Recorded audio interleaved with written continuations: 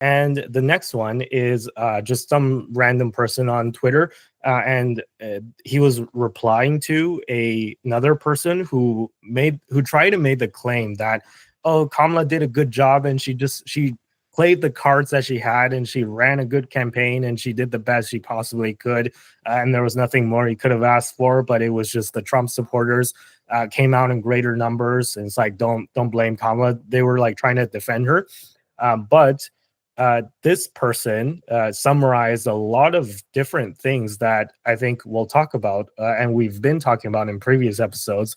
That I think, at least, I can't speak for you guys, but I think at least Kamala did really badly or really poorly, and it was mistakes on mistakes, and this is a heavy contributor to why she lost. Right. So let me just go through the list. So this person is like, no, Kamala did not run a good campaign. She ran the worst campaign imaginable. So she rarely did unscripted interviews. So it's not like she didn't do any, right? There was that Fox News one, and then there was the CNN town hall. Whether it's Fox News or CNN, like whether it's friendly or whether it's a hostile environment, she did terrible on both of those, right? I don't think anyone's debating me on that one. So she rarely did unscripted interviews. She was objectively terrible when she tried to do an unscripted interview. Yeah, that's what I just said.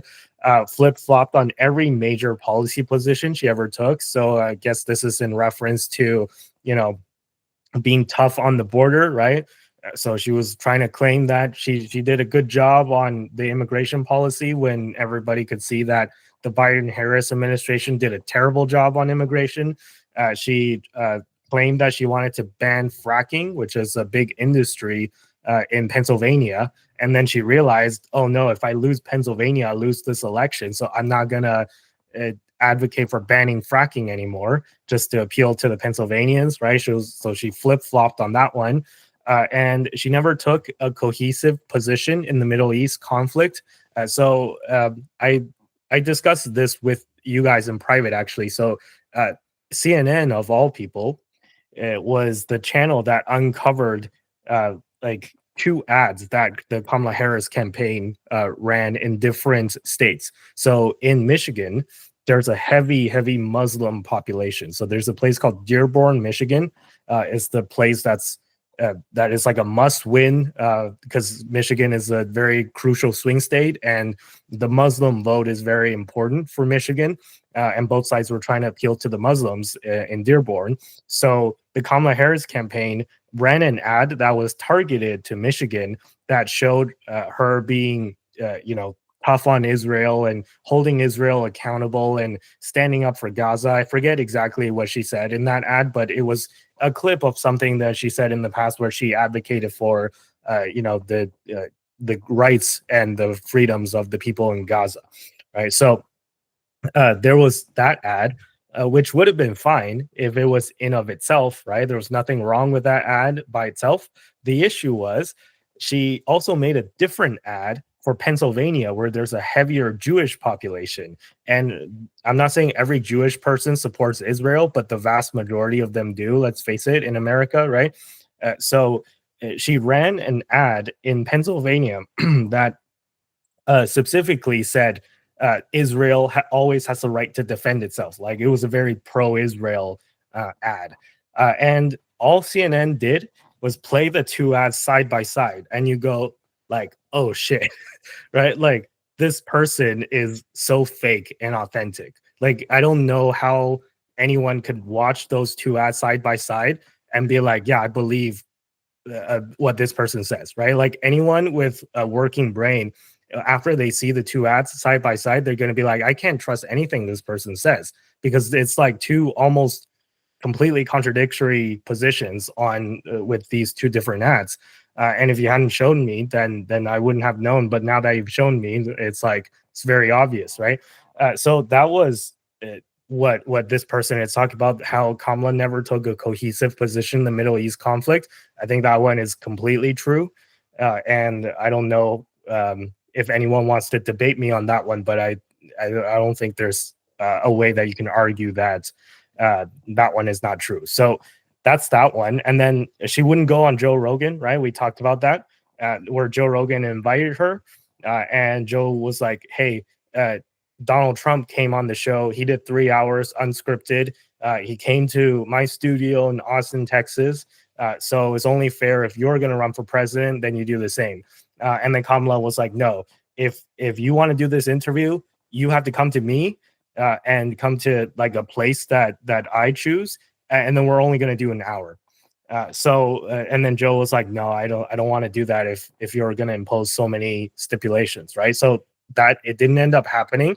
And by the way, JD Vance, the new vice president elect, also went on Joe Rogan before the election, right? And it would have been nice to get Tim Walz on it too, but Walz didn't go on it either. He was invited. He did not go on. So that's another thing, right? So you wouldn't go on Joe Rogan.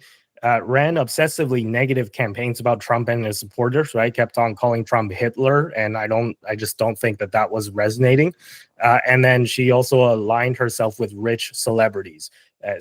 These are all the Hollywood celebrity endorsements.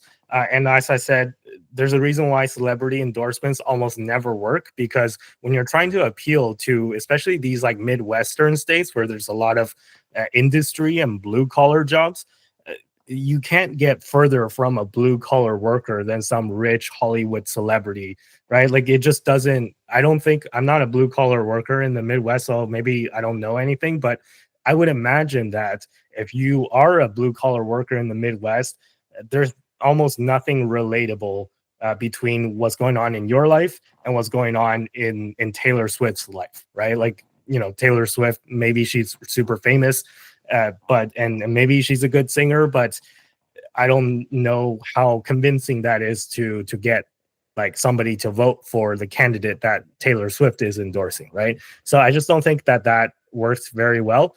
And yeah, that's a pretty good summary of what Kamala did wrong, I think. Next one from Vivek Ramaswamy. Vivek says, exit polls showed that threats to democracy was a top issue. We talked about this earlier, right? Mainstream media thought that that meant votes for Kamala, but it turns out it was the exact opposite. Voters are rejecting censorship, lawfare, and dishonesty.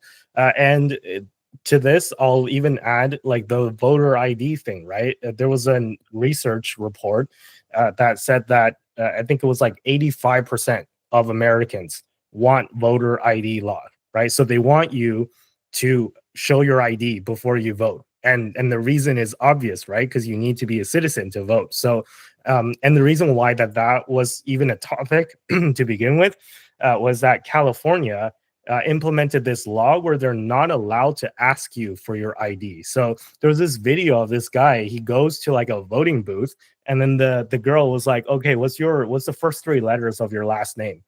And like they're not even allowed to ask you the full last name. So it's like, what's the first three letters? He gives the first three letters. It's like, okay, what's your address? He gives the address. What's your birth year? And then he's like, oh, it's like 1984, or maybe it's not. And then she's like, what? Like, what do you mean? Maybe it's not. And then he's like, well, I think it's 1984, but are you going to verify it? And then she's like, I can't, because like I'm not allowed to. And then he's like, she's like, I can only ask you what your birth year is. And then he's like, okay, I already told you it's 1984, but maybe it's not. And then she's like, I don't know what to do. It's like she calls the manager over, and the manager is like, what's going on here? And then he's like, oh yeah, your poll worker just asked me what my birth year was. I said it was 1984, or maybe it's not. And maybe you could verify that. And then they're like, oh, we can't. It's like, okay, well, then it's 1984, right?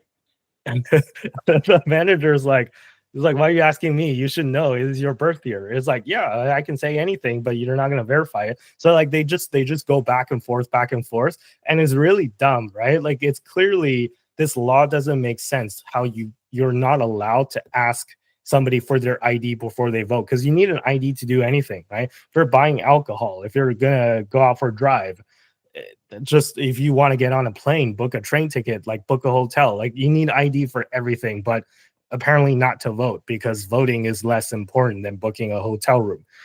So it's just really ridiculous. And I think that's kind of threats to democracy that a lot of people have in mind when you talk threats to democracy, right? Like mainstream media is gonna try and spin this as Jan 6, like, you know, a bad thing for Trump, right? But I think a lot of people had a different idea of what is a threat to democracy, and they're blaming the Democratic Party for being, you know, threatening to democracy with repealing and getting rid of all these like requirements for voter ID, and even passing laws that are specifically aimed towards not asking people for voter ID. So this is, yeah, what Vivek said is very interesting. And yeah, lastly, this is just a fun one. The squirrel Peanuts. I'm not sure if you guys heard of this story, but there was a man who adopted a squirrel in New York. And in New York, apparently, it's illegal to have squirrels as pets because of like rabies reasons. Where, you know, they could have chosen to either give this guy, like, let this guy go, or if they have to like confiscate the animal, they could release it into the wild. But what they did instead was they went to this guy's house, basically kidnapped the pet, and then euthanized it. And I say euthanized, but it was like more like an execution, right? So the government literally went to this guy's house, stole his pet, and then murdered it. And then like that's apparently like an okay thing to do in the eyes of the government. And the reason why the people are mad at the Democrats specifically is because it's New York, right? New York is a heavily blue state. All the government officials are Democrats. So you know, the Democrats, they kind of pretend to be this party that cares about people, and they care about you know, pets and like all these like, you know, animal rights issues and all that stuff. But then this is the stuff that they're doing, right? So people are saying that, you know, the spirit of Peanut, which is the name of the squirrel that they murdered, is watching over Trump and guiding him to victory as revenge for his death. And I don't know how much you guys believe in squirrel spirits, but this is what I choose to believe. So, anyways, that's it for that segment of the story, and maybe I'll impart my opinion later because I've spoken for a long time. I want to get you guys' thoughts on the reasons why Trump won or the reasons why Kamala lost. Which one do you think it's more of? Do you think it's a combination of both? Do you want to like just say your opinion on what mistakes Kamala made? Like, what did she do badly? What did she do well? What did Trump do badly? What did Trump do well? So, yeah, curious to hear what you guys have to say on that. I think in general, I think why she lost was just her overall inauthenticity. Um, I felt maybe a lot of her interviews were kind of robotic a bit, and versus Trump on the other hand was sort of a lot more authentic and more wholesome in himself. I felt like that was to her back end, and then that could have been like a slight problem as to why she didn't do successfully. And like to touch on like last week and this week too, I don't know why she had such super strict restrictions in terms of going to Rogan. Like Donald Trump was able to just hop over to Texas and then go to the actual studio and then record the 3 hour show. Like no problem, right? But Kamala had all these, um, restrictions and like things that they need to follow, and I don't think that was super necessary. And the caveat, I think, I can touch on like rich celebrities too. I feel like that's kind of ultra niche. I feel like what Andy was saying, a lot of those random like blue colored middle or Midwestern American folks probably don't really care about celebrities. They probably care about a lot of other things. So I don't know how many people are like caring for that, but apparently not too much. And I think to comment too as well, yeah, Donald Trump kind of had more of a social media presence too as well. I think like Elon, I can't believe it, but like the Nelk boys, Aiden Ross, felt like all those people had a lot to do with his success and stuff. And Kamala had less social media presence, so I think all in all, that's a conjunction of like as to why she didn't do super well. But Did Andy, go you ahead. did you hear about the Fortnite map? So they made a Fortnite map with no guns because like you're not allowed. They call it Freedom Town USA, but you're not allowed to have guns. because like they're like, oh, it's a game that kids play, so we can't have weapons, but like kids play a lot of games that have guns in them in case the boomers didn't notice. It was just a very boomer thing to do, right? And then I think there was only like 400 people playing it at any one time. Like there was like nobody in the map, so it was just a big disaster. It was really cringy, and I like when I saw that story. I was like, this is Kamala's very own Pokemon Go moment. So if you guys don't know what I'm talking about, in 2016, Hillary Clinton, that was when like the Pokemon Go game was blowing up, and Hillary Clinton was like, like young kids these days, they don't go to the polls anymore. All they do is play Pokemon Go. Well, they should Pokemon Go to the polls. And it was just the most cringiest joke ever. And I think that like if you saw that video once it happened, you knew that was the moment the election was lost. Like anything that happens afterwards, like that was like it was already like the signs were already there, but like that was just the very last confirmation you needed to say that like she was gonna lose. And when I saw the Freedom Town USA Fortnite map thing, like that story where there's like 400 people playing it, I'm like this never been more over, right? So it's Jover. But yeah, anyway, so that's what I thought about all of that. And yeah, regarding all the things I went through, I think I already spoke my opinion, right? A lot of the things that I covered, like Kamala being inauthentic, flip-flopping, no cohesive message, all that stuff, wouldn't go on Rogan, and I think that was a big mistake, actually. So what I'll add to that is that apparently there's a analytics of the audience of Joe Rogan. Joe Rogan is disproportionately popular among young men, right? That should come as no surprise, right? Like it's disproportionately men and also disproportionately young men. And further, I think it was also disproportionately more popular among Black men. So these are all demographics that Kamala needed to perform better in, right? So even though Black voters tend to vote Democrat pretty overwhelmingly, that's what they always do, right? Like for Obama, it was like 90% of Black people voted for Obama, and I think for Biden it went down to like 80 something percent, but it was still like mid to high 80s. And then for Kamala, I think she didn't even hit 80. She was like 70 something percent, which doesn't sound like a big swing, but when you're the Democratic nominee and you lose like a quarter of Black voters, that's really detrimental, right? And she performed the worst among men as well, and she really needed to get Black men to vote for her, but she just like that not going on Rogan. Going on Rogan would have been a great opportunity to appeal to not only Black men, but just men in general and young men. And young men overwhelmingly voted for Donald Trump this election. So yeah, that was a huge mistake on her part. And I don't know if it was like it cost her the election or anything, because it was kind of already late in the game when Trump went on Joe Rogan. So if she went on, it would have been like a week before. I don't know if that would have really made the difference, but it could have made her loss a little bit less, I feel like, than what would have been. But I guess we'll never know, right? I can't say anything for sure. But yeah, that's all I wanted to add. Tristan, is your turn to speak. Why did Kamala lose, and Trump win? Is really what we're getting at. And I think I kind of touched on that already a little bit as well earlier, my opinions on that. And I think that there's definitely some overlap here in some of our opinions on this.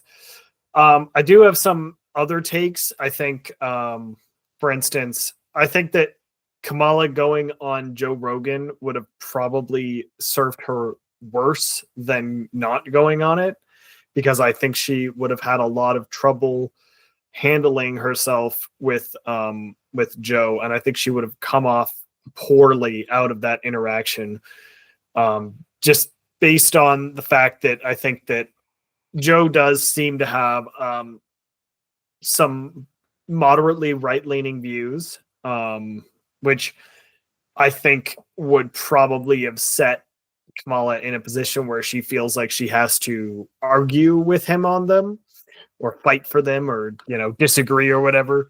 And I think that would have resulted in the interview being much more adversarial than I think it was with Trump and Joe, who were more aligned politically, I would say. So that would be more so in Trump's favor because there's some areas in which there's overlap already in terms of their opinions and their beliefs, which is helpful for that kind of decision making they'd be doing. But then I don't think that would have been sufficient to really have saved her campaign or anything, because I just feel like I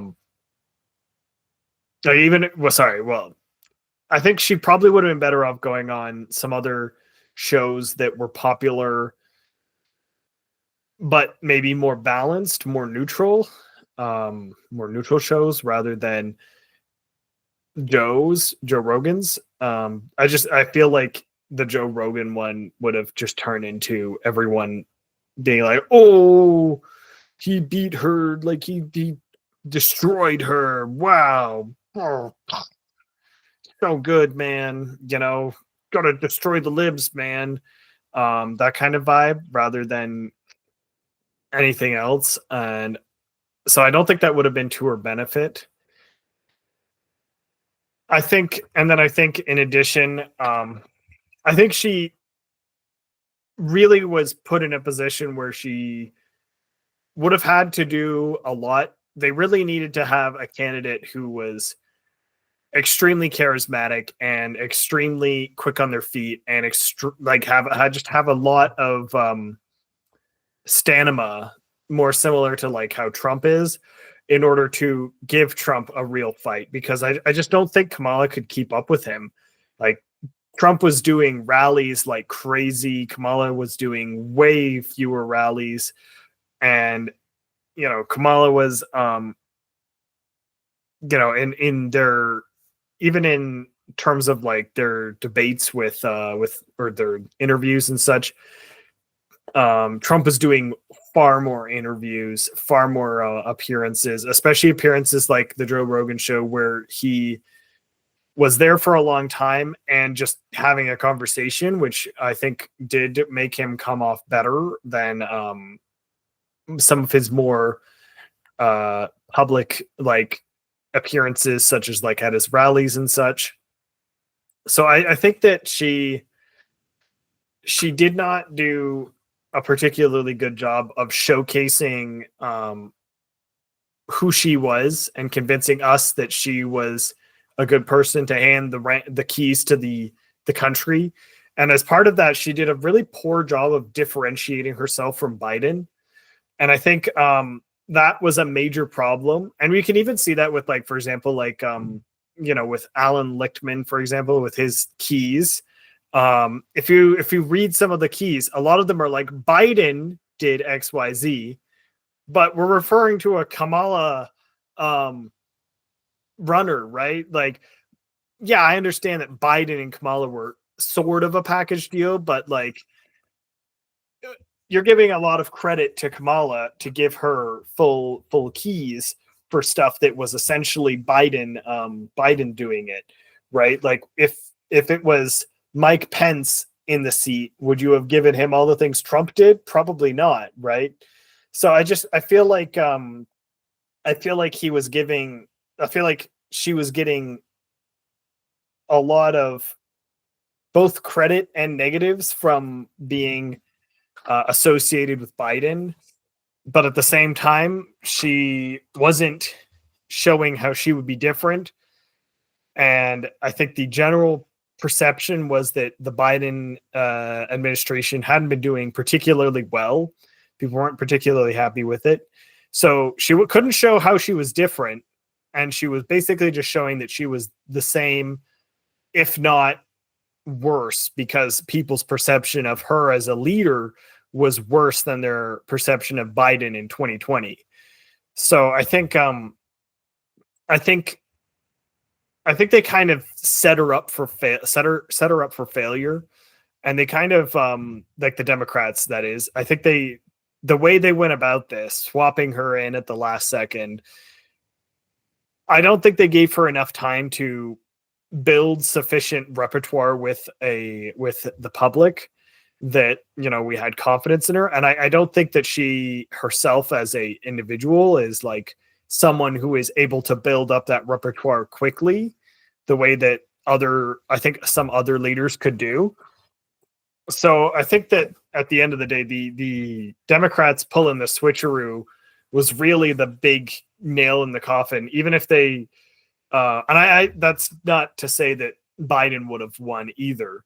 I think they kind of screwed themselves by having Biden and not cluing in that this is going to be a problem sooner, and swapping Biden out earlier. And swapping Biden out and Kamala out, and putting in someone else who would be more compelling, or give Kamala enough time to really communicate to us what her deal is, why we should vote for her, what differences there are between her and Biden, what we can expect from a Kamala presidency, and why we should vote for her. Because I just feel like all of those things were areas in which I feel like the general public was not able to get a succinct answer on. And I think that's really what came down to why she lost. I don't think and I think on that front, like, I don't think her position on the Middle East, for example, I don't think that was necessarily a major contributing factor, because I feel like every single one of the American politicians in the Middle East has always been like, Israel is best. So like I kind of feel like that's the expected Middle East perspective. And then the aligning herself with rich celebrities, I don't think anyone cares.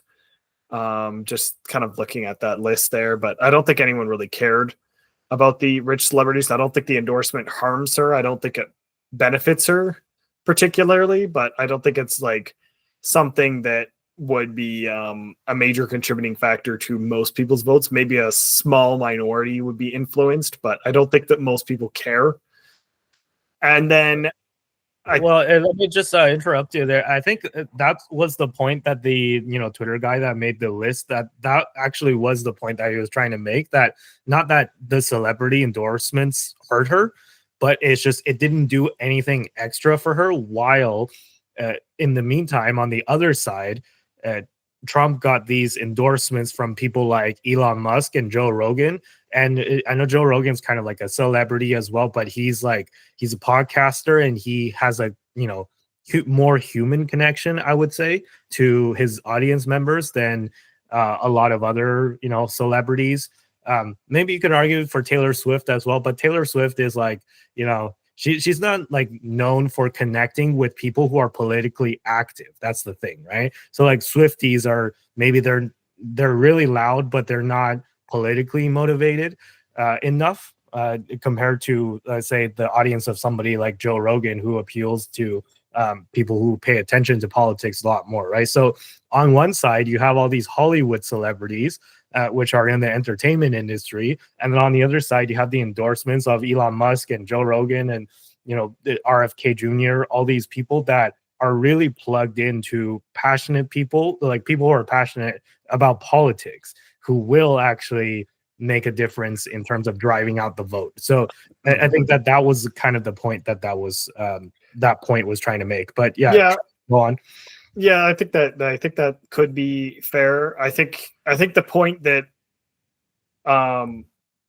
maybe I interpreted it differently, because I was thinking more so that she just aligned herself with the rich, kind of was the more the vibe that it was suggesting. But maybe you're right. It's just that she didn't really get more politically active people to align with her. It was kind of just like Hollywood folks. That's a fair assessment as well.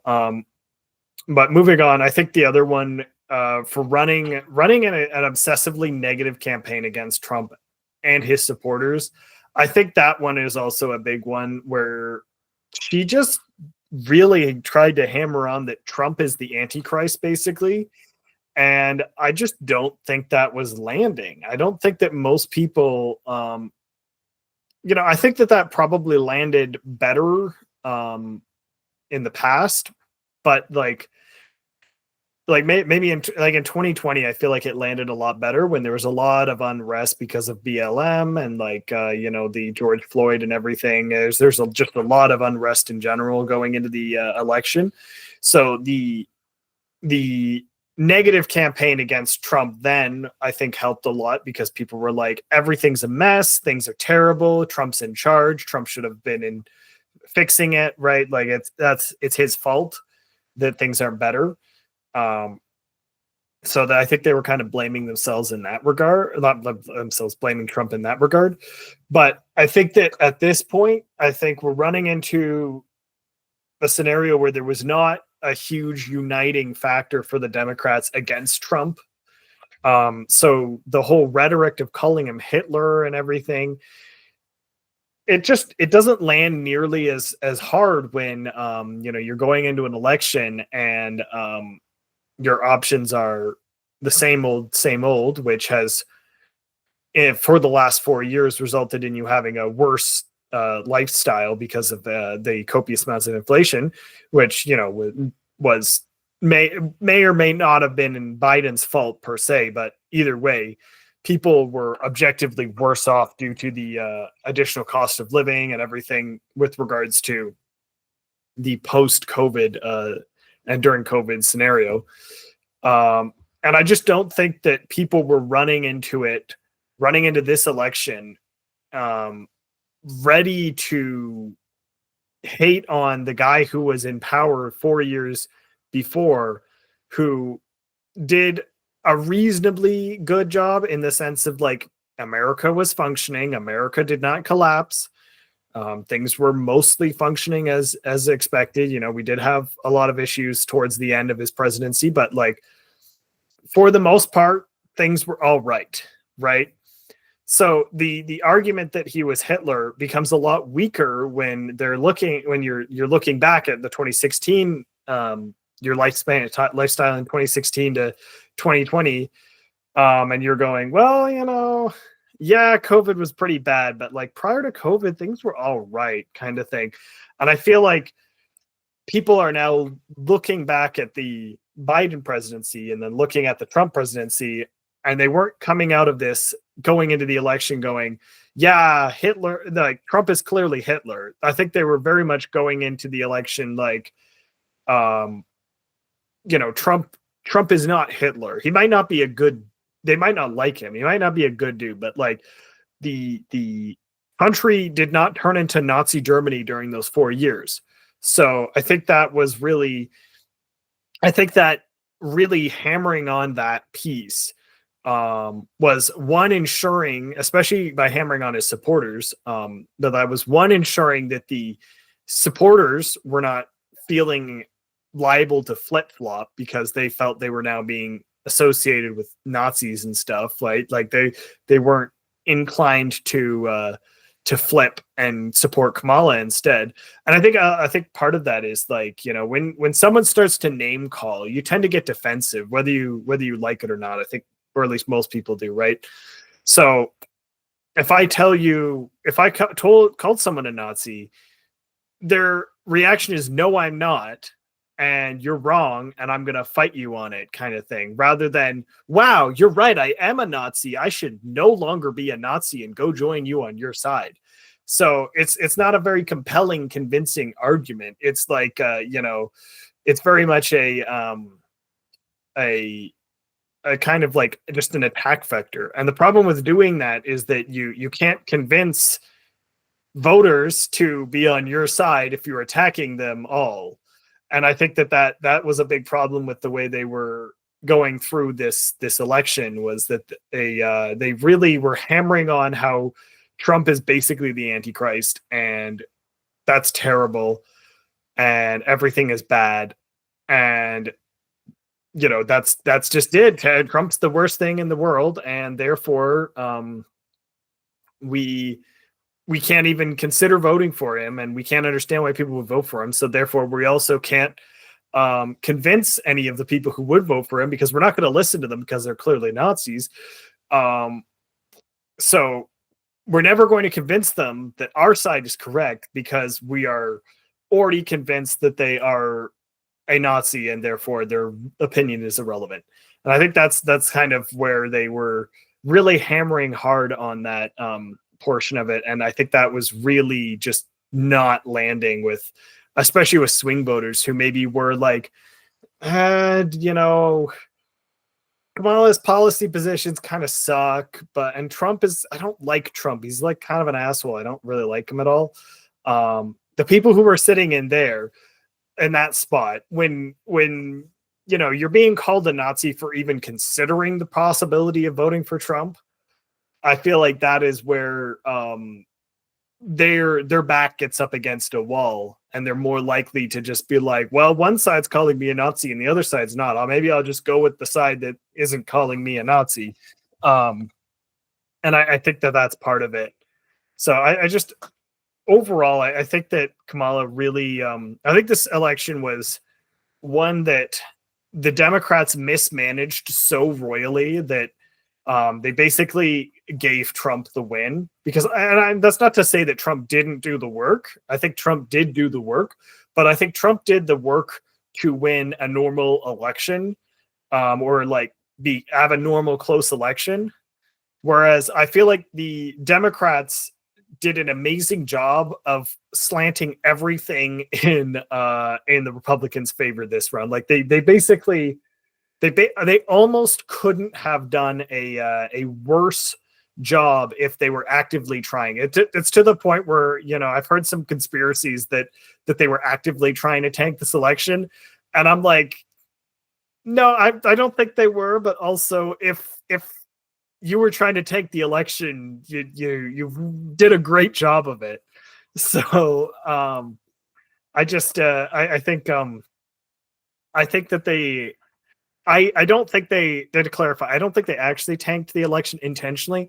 I think they just tanked it through ineptitude and incompetence of and misunderstanding the route to victory that they should have been taking, which was really to convince as many people as possible that they need to vote, but doing it in a manner that you're going to communicate how you're going to help them and provide things better for them, and not by fear mongering on how the other side is going to hurt them.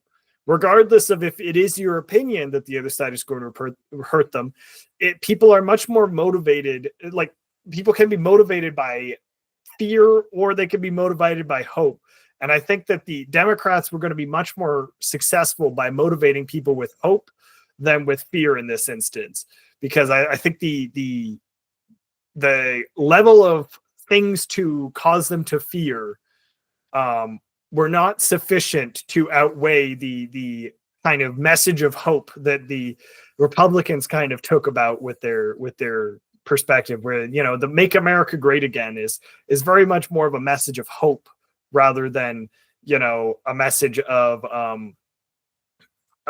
like, this is a problem. And like especially compared to like the way that the Kamala campaign is always going, like, Trump is gonna be terrible, the world, like, America is they're gonna take away all your rights and stuff. It's like negative, and then Trump is going, I'm gonna make America great again, you're gonna have the best time ever, everything is gonna be great. And when you're listening to those two messages, I think a lot more people would rather be looking at the positive side and heading down a path of, I'd rather things get better rather than I am afraid of things getting worse, if that makes sense. I mean, and maybe some of that's just that people are generally more like people would rather be optimistic, I think, in general. I think that's more of a motivating factor. Like, that's why people buy lottery tickets, right? Like, you're not buying a lottery ticket with the hope of losing a million times than losing $1 million buying lottery tickets. You're hoping for that one time where you win. Yeah, no, I totally agree with you. And also, one of the main campaign slogans of the Kamala Harris campaign is "We're not going back," right? Implying that we're not going back to the Trump years. And they're forgetting that the economy was doing really great for at least until the pandemic hit, which was the vast majority of Trump's term. So by saying we're not going back, what are they saying, right? People are looking at their pay stubs and they're looking at the price of groceries. And then you're saying, yeah, everything is great right now. We're not going back to, 2017, 2018 prices at the grocery stores. Like, that's who's going to vote for you, right? Like, people are like, we're not going back. We're not going back to what? We're not going back to greatness. While Trump is saying, make America great again.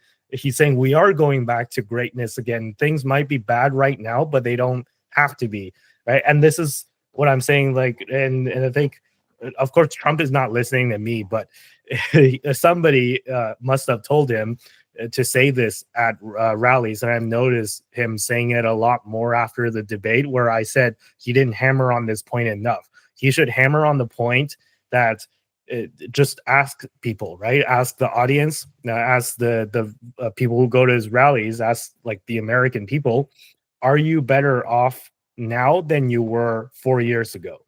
And that is such a powerful question that the Democrats have no response to, right? Because people see how much they're paying at the grocery store, and there's literally no way you can get around that. There's no amount of mainstream media gaslighting that you can do to convince people that they're doing well when they're not doing well. So literally all he has to do, get up there, ask, are you better now than you were 4 years ago? And there's nothing the Democrats and Kamala can say to respond to that. And I've noticed that I've watched some of his rallies, especially near the end. And he's just keep on asking that question over and over again at every rally. And yeah, I think in terms of what you said, Tristan, about the work that each candidate has put in, I totally agree with that as well. I just think Kamala, she didn't want it badly enough. Like, if you just look at it from an objective perspective, right? But just throw out all your opinions about either of these two candidates for a second, right? Just pretend you've just known these two candidates since like 20 minutes ago, and you're just doing some research about them, and you didn't know who either of them were, and you're just preliminary doing research, right? And you can see that nearing the end, I think it was like the Sunday before election day, this past Sunday actually, where Kamala had one rally and Trump had three. So it's just all this, and it wasn't like the three rallies that Trump had, it wasn't like all in one state either. It was in three different states. So Trump went to 3 states in one day to do 3 different rallies.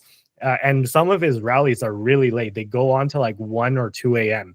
And his last rally ever in Michigan, that went on to like 2 or 2:30 a.m. Eastern time. And it was like local time, right? So people were standing out there until 2 a.m. To see Trump, and not a large amount of people left. Like, the crowd was still really big by the end of his rally.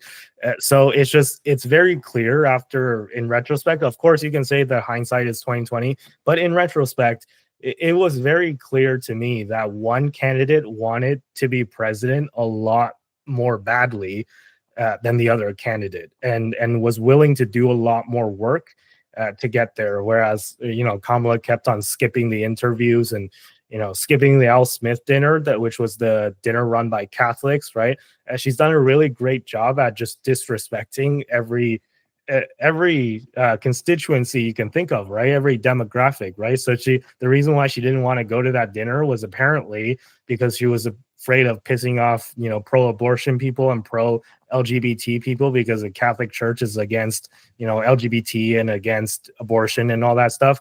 But then she didn't want to piss off the Catholics either. So then she's like, okay, I'm not going to go to her dinner, but I'm going to pre-record a video saying thanks, and thanks for your invite, and I support Catholics. Like, it just seems inauthentic to both sides, right? So like, the Catholics aren't going to like that because it seems fake. And then the LGBT and the pro-abortion, if you care about that stuff, and a lot of people don't actually, right? Like they couldn't care less if you go to a Catholic dinner, but even for the people that do care, then it's like, you know, the fact that you made this video and you like endorse Catholics, then it's going to turn them off as well. So I should think that at every opportunity where she had to make a choice, she tried to go the middle route. And oftentimes that's actually the worst choice you can possibly make, is it's like trying to date two people at the same time and trying to keep them apart from each other. And then once they find out, they both get mad at you, and then you end up with no one. All right. So I think that's kind of the analogy that I'm trying to draw. So yeah, anyways, that's all I had to say on this segment.